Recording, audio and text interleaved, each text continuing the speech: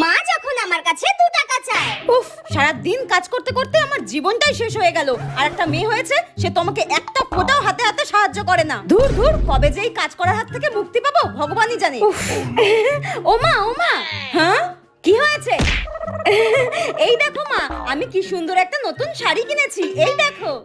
হ্যাঁ, ও এখন বড় হয়েছিস, ইনকাম করতে শিখেছিস, তাই নিজের জিনিস নিজেই কিনতে শিখে গেছিস। হ্যাঁ রে, কই মায়ের জন্য তো কোনোদিনও কিছু নিয়ে আসিস না। কোথায় এসে বলবি মা তোমার জন্য এই জিনিসটা নিয়ে এসেছি, সেটা তো কোনোদিনও করিস না। মায়ের হাতে তো কিচ্ছু দিস না। কেন রে, মায়ের হাতে তো 2 টাকা দিতে পারিস। ও, তোমার 2 টাকা লাগবে? আরে আগে বলবে তো। দাঁড়াও দাঁড়াও, দিচ্ছি, দাঁড়াও দাঁড়াও। কোথায় গেল জানো?